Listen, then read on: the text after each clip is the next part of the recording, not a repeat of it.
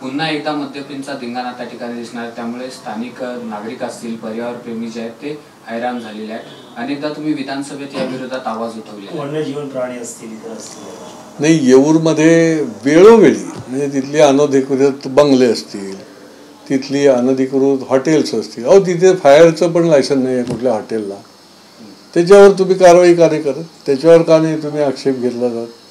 आणि त्याच्यामुळे कुठेतरी आता प्रशासनाने कठोरपणे त्या ठिकाणी भूमिका घेण्याची गरज आहे।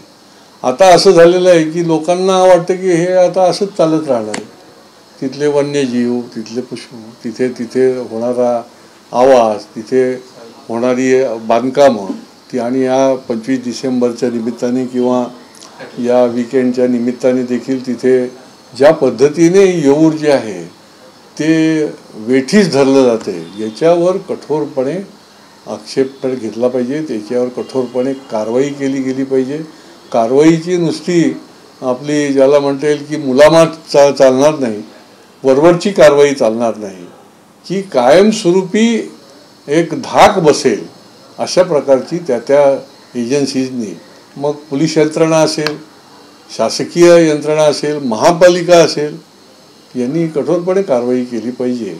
आणि हा जो काही गोंधळ येऊरला चालू आहे किंवा येऊरचा दुरुपयोग चालू आहे, इतक्या सुंदर निसर्गरम्य परिसराचा तो उद्ध्वस्त करण्याचं जे चालू आहे, तर त्या पर्यावरणाला देखील त्याच्यामुळे धोका निर्माण झालेला आहे। अनेक वेळेला आम्ही प्लास्टिक मुक्त येऊर, काचमुक्त येऊर म्हणून लोकांना घेऊन ते साफसफाई करायला जातो, परंतु हे होताच कामा नये मुळामध्ये।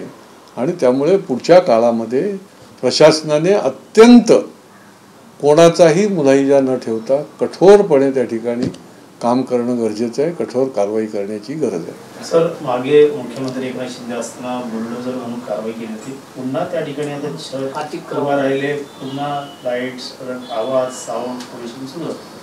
खरं तर पोलिसांनी एक पोस्टर लावलेला आहे की 6 वाजता येऊर पूर्णपणे पर्यटकांसाठी बंद, ते दुसऱ्या दिवशी सकाळी 7 पर्यंत, पण अशी परिस्थिती प्रत्यक्षात दिसत नाही अजून देखील। नाही, म्हणूनच मी आपल्याला म्हटलं की नुसतं तोंड देखलं, वरवरची कोणीतरी आवाज उठवला, पर्यावरणवाद्यांनी आवाज उठवला किंवा नागरिकांनी आवाज उठवला म्हणून आपलं वरवरची तोंड देखले कारवाई जी आहे ती आता लोकांना कळायला लागलेलं आहे।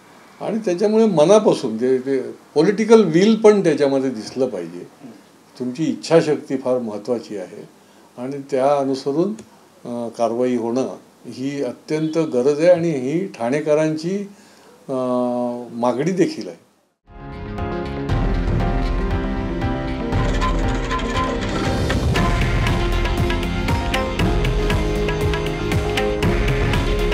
हे आहे देशातील नंबर 1 न्यूज नेटवर्क आणि आपण पाहत आहात TV9 मराठी।